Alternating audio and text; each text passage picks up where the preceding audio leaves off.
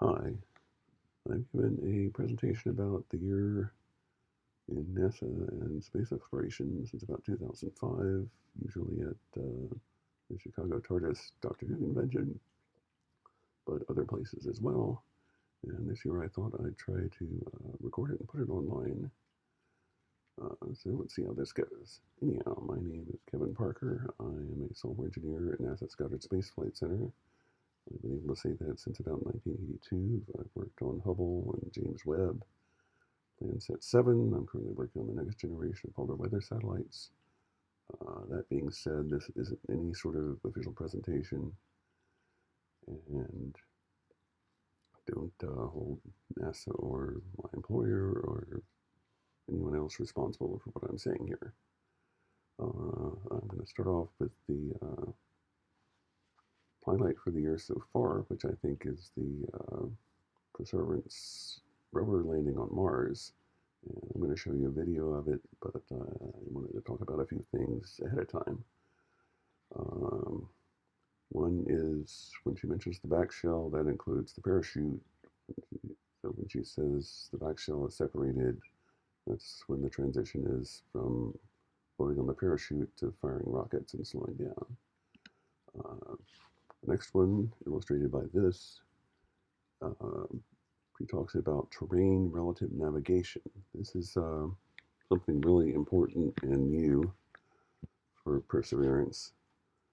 All previous rovers, landers, not just rovers, had a landing ellipse, and they could land pretty much anywhere in that landing ellipse. So you had a certain amount of tension between, do you want to land someplace interesting with a lot of rocks in it, or do you want to land someplace boring where you know you can make it, but you might not learn as much? So they have a new approach here. They've actually used the Mars orbiters to map the area thoroughly and figure out which exact spots are safe or not. As you can see, there's nice safe blue areas here. There's red areas which are not so safe. They're pretty conservative. I've read it's like about a 5% or more chance of trouble in the red areas. And they programmed Perseverance to use its radar and whatnot to look for the safe areas. So when you hear about terrain relative navigation in the video, that's what they're talking about. And when it comes up with a solution, that means that it found the spot where in the center here where you can see where it landed. All right, one more slide before we get to the other thing. This is a clip from the video right about when the landing site comes into view, and as you might have guessed, there's that red dot off to the left there. So you can keep an eye on that if you want. So let's go to the videotape. We are starting the straighten up and fly right maneuver, where the spacecraft will jettison the entry balance masses in preparation for parachute deploy and to roll over to give the radar a better look at the ground. Indicate chute deploy. The navigation has confirmed that the parachute has deployed, and we are seeing significant deceleration in the velocity. Our current velocity is 440 meters per second at an altitude of about 12 kilometers from the surface of Mars. Heat shield set. Perseverance has now slowed to subsonic speeds, and the heat shield has been separated. This allows both the radar and the cameras to get their first look at the surface. Current velocity is 145 meters per second at an altitude of about 9.5 kilometers above the surface.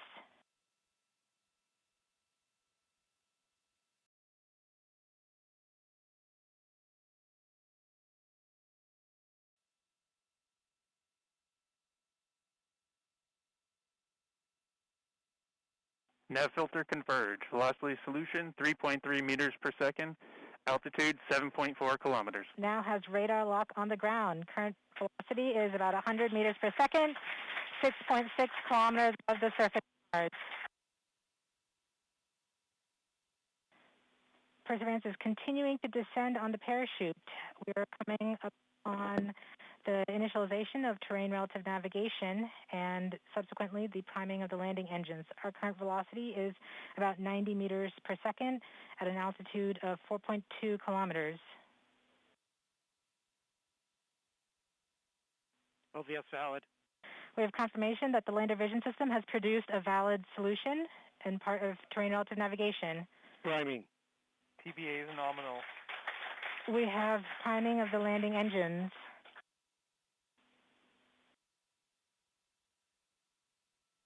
Back shell set. Current velocity is 83 meters per second at about 2.6 kilometers from the surface of Mars. We have confirmation that the back shell has separated. We are currently performing the divert maneuver. Current velocity is about 75 meters per second at an altitude of about 1 kilometer off the surface of Mars. TRN safety Bravo. We have completed our terrain relative navigation. Current speed is about 30 meters per second, altitude of about 300 meters off the surface of Mars. We have started our constant velocity accordion, which means we are conducting the sky crane, about to conduct the sky crane maneuver. Sky crane maneuver has started, about 20 meters off the surface.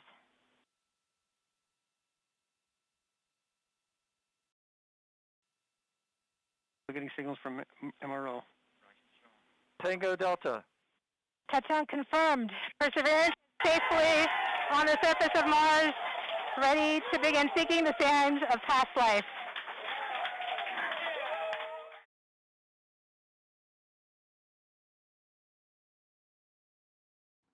And that is how we do that. All right, now we're looking at a diagram of the Perseverance rover. It's a near twin of Curiosity, about the same size and frame. The biggest change that I know of is they've gotten better wheels. Curiosities were taking a real beating to the point where they were avoiding rough terrain. So they put better wheels on Perseverance, so that wouldn't be a problem. And here's the landing site at Jezero Crater. You can see the crater rim here, the target landing area ellipse, as I talked about before. The key feature you can see here is that there's obviously some sort of past flow that's come down from the hills in here and left a delta of a lot of accumulated sediments, and that's one of the main things they're after. In particular, this little spot and this little protuberance. I'll be talking about those later. Yes, and you can see this is a large version of that spot. You can see the landing site and what it's done so far, at least as of a couple of weeks ago. Last I heard, they were moving back toward the north. I should go back to the eventual plan. Okay, landing here, exploring here, actually making their way over to the delta with the sediments, and eventually working their way up into the hills. So we'll see. Here's a photo of the lander from one of the orbiters. Now this is interesting. That's that little protuberance sticking out on the delta, and you can see the layers. The other important things to note here is that there are some rather big rocks in here. Now the only way these big rocks could have gotten down here is they were swept by not just a little bit of water, but a whole lot of water.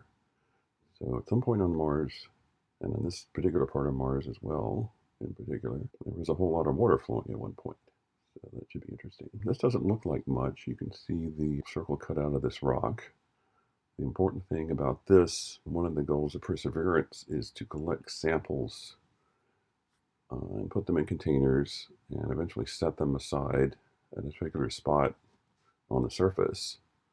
And in the future, there's going to be a mission to come down and land and grab those samples and take them back to Earth. And this cutout is the actual literal first sample Perseverance has taken that will make that trip. Another cool thing, Perseverance had a helicopter called Ingenuity. You can see it over here.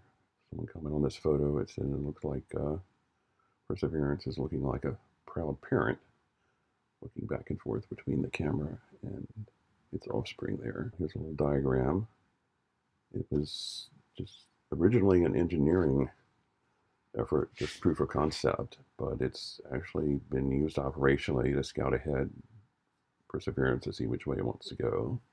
But you need the basic designs, got a solar panel antenna, double set of blades to fly, batteries, legs. Well, you can see the rest. And here's a view of it more or less in action. And turning around, here's the helicopter taking a picture of the rover. Here's a slightly outdated coverage of Mars missions to date. Obviously, it doesn't include Perseverance or some of the more recent ones I'll be talking about very shortly, but you can see there have been numerous attempts and successes at this point. And here's a more up-to-date that shows all of the ones that have made it to the surface. It's kind of interesting because all of the surviving ones are kind of over to the west side here.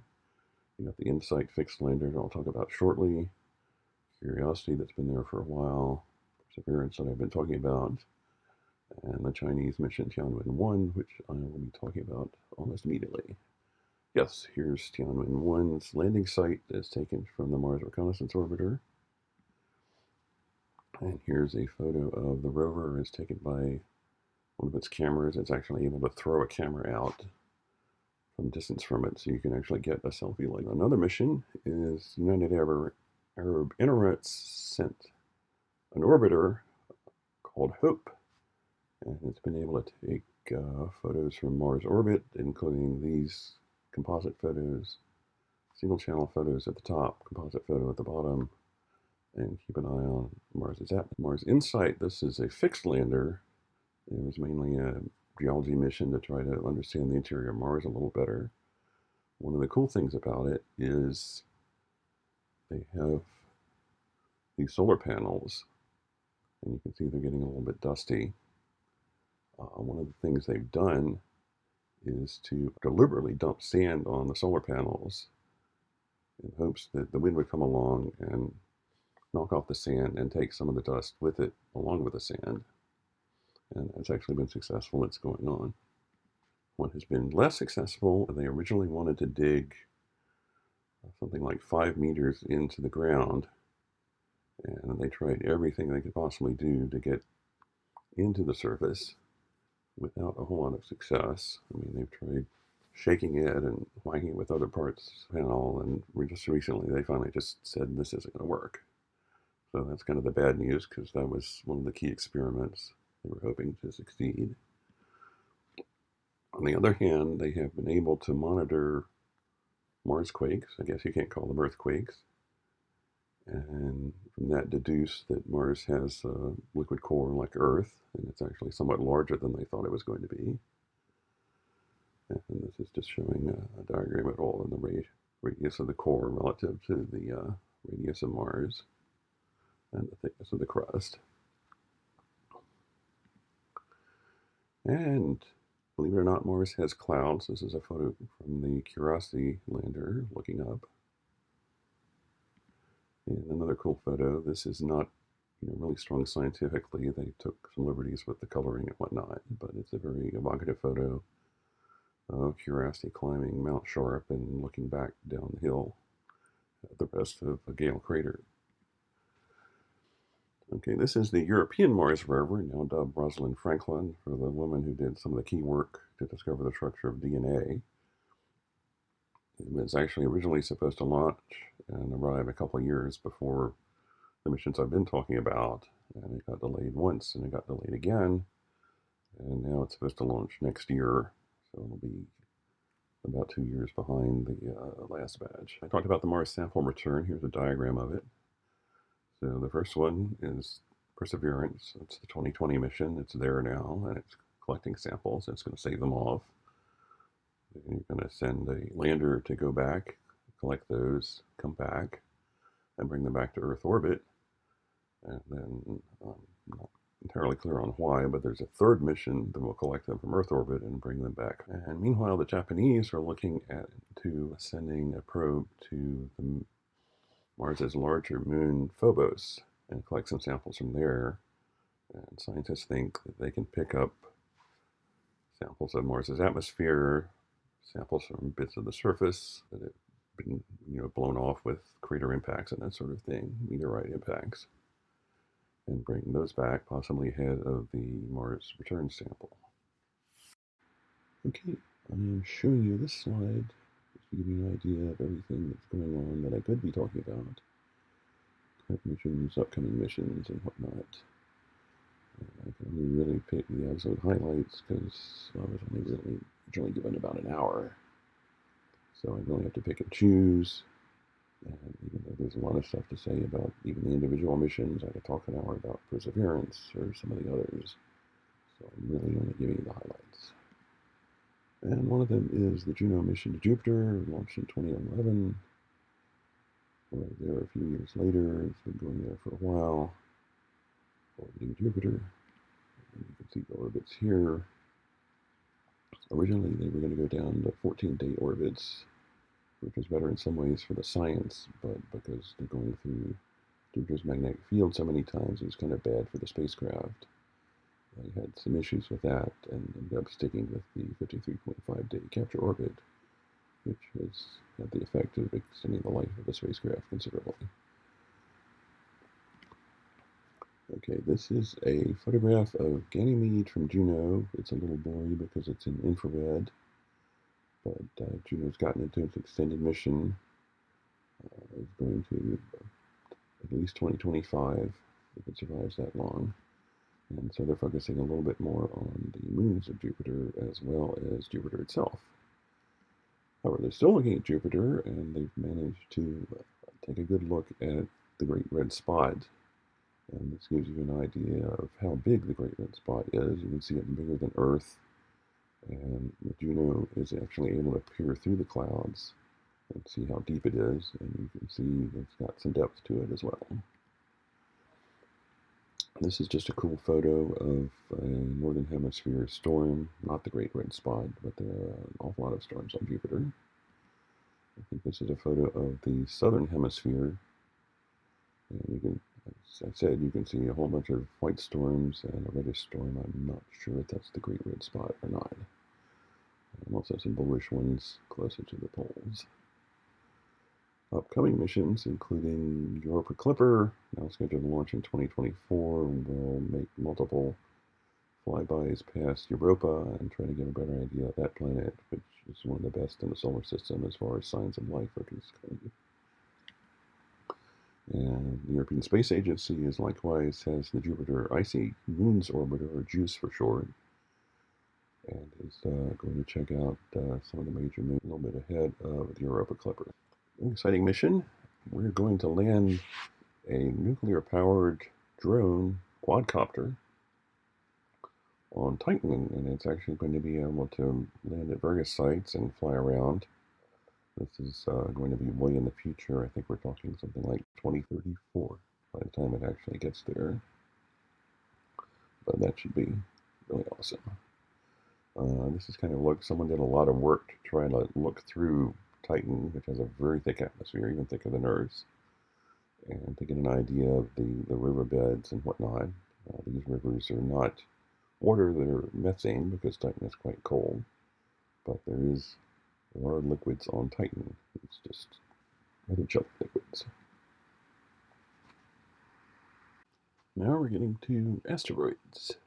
This is an artist's impression of OSIRIS-REx, which went to the asteroid Bennu and is now on its way back. The orbit of Bennu, you can see it's in the vicinity of the Earth. It's not too far afield. It's not actually in the asteroid belt. OSIRIS-REx went out there, orbited it for a while, and then landed. Well, landed quite briefly. It touched down and blew a whole bunch of nitrogen gas, something fairly neutral, at the asteroid, which made a real mess and blew a whole lot of stuff up that it captured in a container. And in fact, it got so much stuff that they were losing it on the way out, and they closed the container a lot earlier than they were planning to, so they could keep as much as possible. The original thought was they wanted like 80 grams would be minimum for mission success, and they're thinking they got easily at least a kilogram. So they're quite happy about that. It should be another year or two when we see that return. Meanwhile, Hayabusa 2 returned samples from the asteroid Bennu. So these are being looked at right now. These are really small. The largest ones of these are only about a centimeter at their largest dimension. Okay, now what do you do if there's an asteroid that's heading toward Earth? Well, Hollywood will tell you send up Bruce Willis to blow it up. And well, that's not really a good idea. If you take an asteroid the size of Texas and blow it up, you end up with a whole bunch of little asteroids the size of Chicago. It's not much of an improvement. The real idea is if we're going to see an asteroid that's going to hit Earth, we're going to know, we hope, decades in advance. So say we find out about 2030 that an asteroid is going to hit Earth in 2060. So we've got time to do something about it. And what we can do about it is actually launch a spacecraft to go up and literally slam into it and just change its trajectory slightly.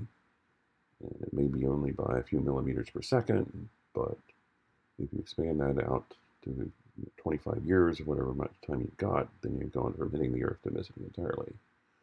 So we've got the double asteroid rendezvous test, which is going to take, as the title says, a double asteroid. We've got a bigger asteroid that's being orbited by a smaller one, and we're going to slam a spacecraft into the smaller one and then see what that does to the orbit around the larger asteroid. And again, all we want it to do is see some kind of change. It doesn't have to be a huge one. And we're familiar enough with the current orbit that we should be able to tell over time how well it's doing. So you get the main spacecraft, the DART, and then it's going to release a small observational satellite that will go along behind it and observe the collision. And then scientists on Earth can measure the orbit and see what's changed. There are two major asteroid missions coming up down the line. Psyche will visit a metallic asteroid of the same name, Psyche. And down the line, Lucy has more of an odyssey. It's going to visit the Trojan asteroids in Jupiter's orbit. And you can see the diagram here. You might have heard of like the L4 and L5 points. So around Jupiter and the L4 and L5 points, there's clusters of asteroids that are generally referred to as Trojans, because the ones traveling behind Jupiter, I think it's behind, all but one named for Trojans and mentioned in the Trojan War. And the ones traveling ahead are all named after Greeks. The Trojan War, Trojan asteroids. It's quite a trip. It's actually on its way. On the way out, it's going to encounter the asteroid Donald Johanson. As you mentioned, Lucy is named for the Australopithecus skeleton that was discovered by Donald Johanson, so this is rather appropriate. It's going to go out to the L4 Trojans and check out for those, move back into Earth, come out the other side, and check out a couple of the L5 Trojans. And as you can imagine, this is going to take a while. It's not going to reach Donald Johanson until 2025.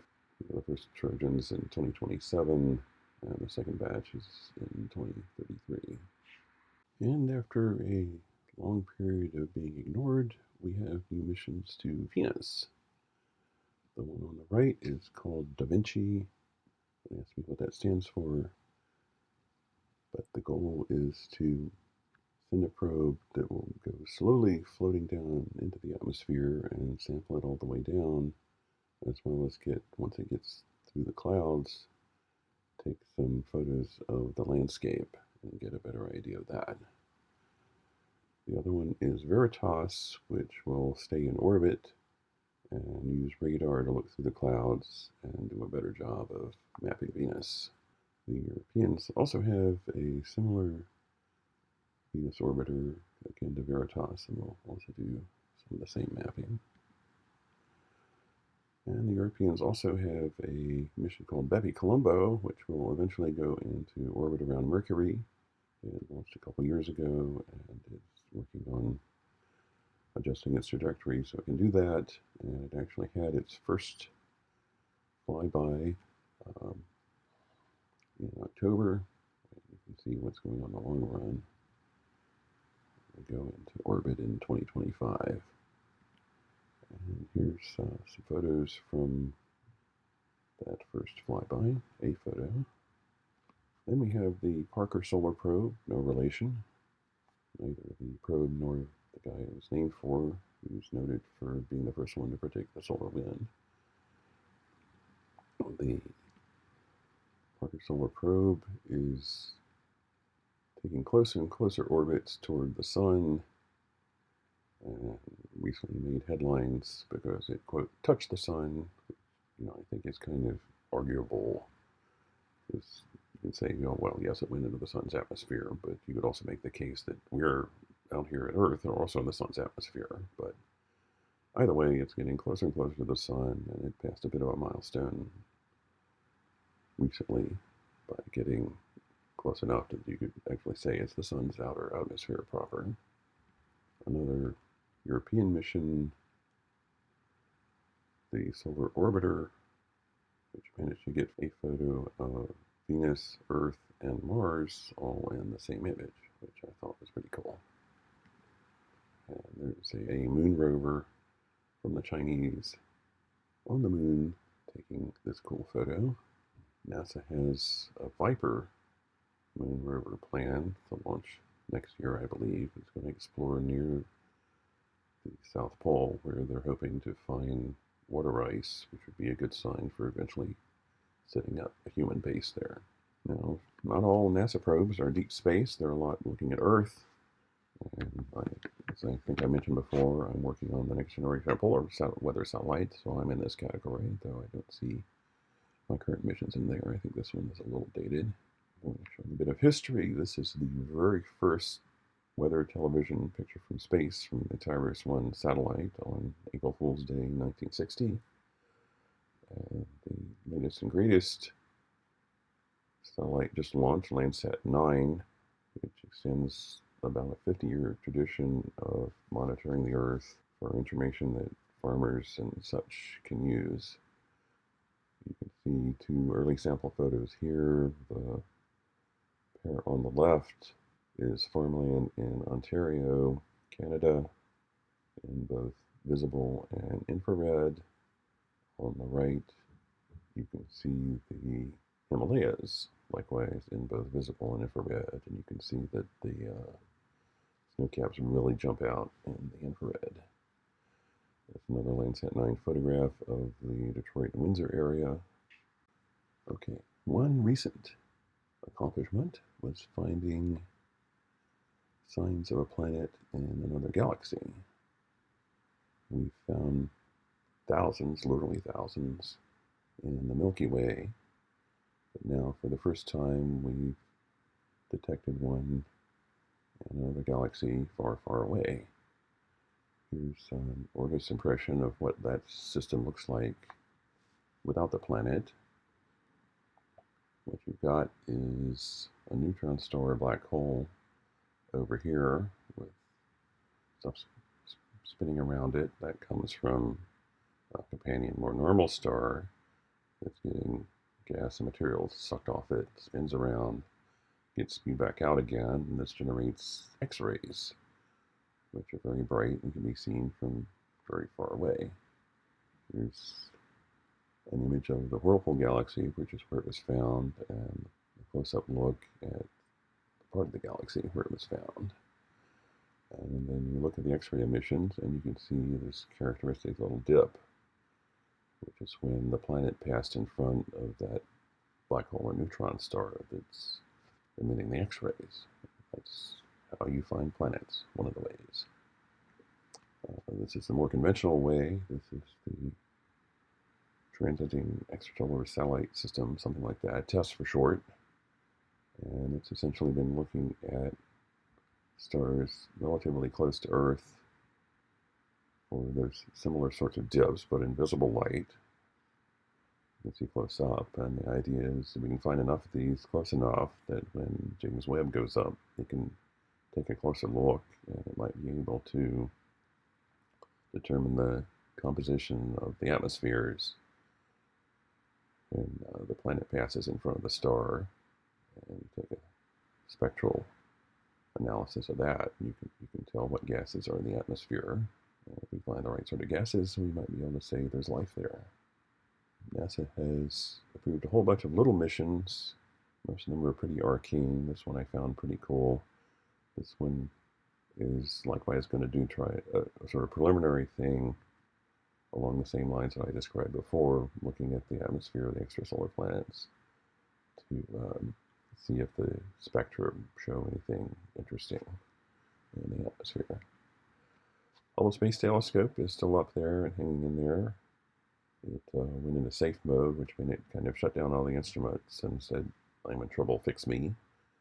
Fortunately, the engineers were able to do that and get all 4 of the still functioning instruments back online, and it's still at work. One accomplishment there is we were able to catch a supernova working with TESS right at its early stages. TESS detected the supernova very early on, and Hubble was able to sleep to that point and take an image of it. And here you can sort of see the very quick timeline from the first indications of it until when Hubble was able to have a look. So quick reactions are good. Hubble also does something cool. I didn't even realize this until recently, but every year Hubble takes photos of the giant planets in the outer solar system to see the changes in the atmosphere over their past Earth year. Here you can see Jupiter, Saturn, Uranus, and Mars, and Neptune, excuse me, as they are. I think this is in genuine light. I'm a little puzzled by the bright shade of Uranus's poles, but apparently that's legitimate. Anyhow, I thought this was an exceptionally cool photo.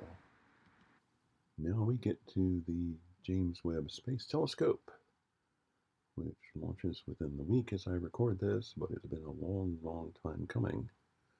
This photo was taken in 2005 when we thought it was going to launch in 2013.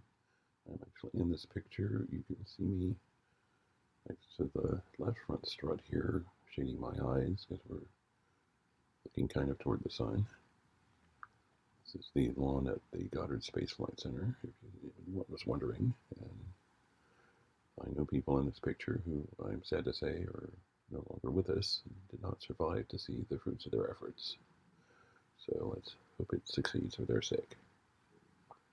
XKCD did a little humorous thing about delays versus whatever and predicted 2026. Fortunately, we're coming in ahead of that. Here's an image of it mostly deployed except for the secondary mirror, and it shows you the temperature differences. The bottom of this picture is going to be at about 185 degrees Fahrenheit, and then you've got all these sun shields to keep the other side cold because you want the other side about minus 388 degrees Fahrenheit, or about 70 degrees above absolute zero.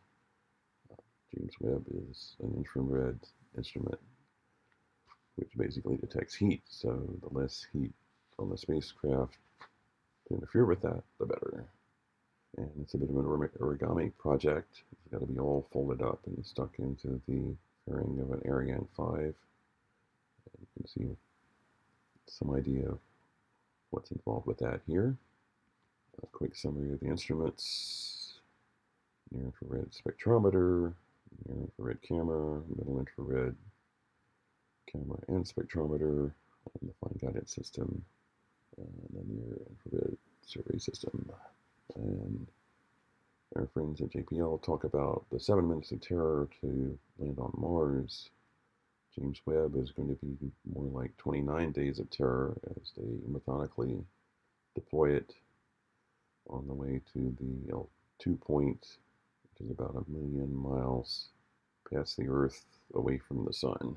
It gives you some idea of how far they're trying to look back, comparing Hubble with James Webb, trying to get at least to the point where you're seeing some of the first galaxies form. There's another view of the different ranges. Hubble is mainly visible, a little bit of ultraviolet and infrared. James Webb is pretty much entirely infrared, near infrared to middle infrared. The Spitzer Space Telescope also looked at a lot of infrared, but it was a much smaller telescope, even smaller than Hubble, I believe. So it wasn't able to look quite as far as well. And this gives you some idea of what you can do with infrared. The left-hand side is the famous Pillars of Creation in the Eagle Nebula in visible light. And you can see all the dust pillars there. And then if you look on the right, you can all of a sudden realize that in infrared you can see through the dust and beyond it. On top of that, you know that the universe is basically Doppler redshifted. So the farther back you go, the redder it is. And if you go far enough back, it's not even red, it's infrared. James Webb being able to look at that. Extrasolar planets are vastly dimmer than their host stars in visible light, but they're much closer in infrared light because they're cooler. So that's multiple reasons why we're focusing on infrared now versus the visible light that Hubble did. The next telescope after this is the Nancy Grace Roman Space Telescope, originally called the Wide Field Infrared Survey Telescope. Information is in the name, so it's going to focus on the infrared and also do a much wider field. As you can see here, a little red area is what Hubble takes in one image, and then all these white squares combined are what WFIRST, Nancy Grace Roman, take in one image. And you can see that it's almost the size of the full moon. I'm not talking too much about manned spaceflight because that gets a lot of coverage without my help, but I should mention that NASA's Space Launch System is going to get its first test launch next year, 2022. And the plan is a quasi Apollo mission going to take off and go into orbit around the moon and then come on back. And it will be a trial run for eventual crewed missions, which should be coming down the line later on. This gives you an idea of some of the various current generation of launch vehicles compared with the classic Saturn V that sent the Apollo astronauts to the moon. And you can see the Space Launch System over to the right, the uncrewed version, one to the right, the fully crewed version, with land astronauts on the moon, all the way to the right. SpaceX's Falcons, BFR, Blue Origin's New Glenn, which will potentially take astronauts into orbit. Good places to look for more information. My main source for this is universetoday.com, which is a great source for news about astronomy and space exploration. And I literally go through them for the past 12 months to pick out the highlights and use that to make sure I didn't miss anything here. The Planetary Society has a nice blog with a lot of good information. They focus mostly on uncrewed missions. CosmoQuest.org has a forum. I'm a little biased here because I'm one of the administrators.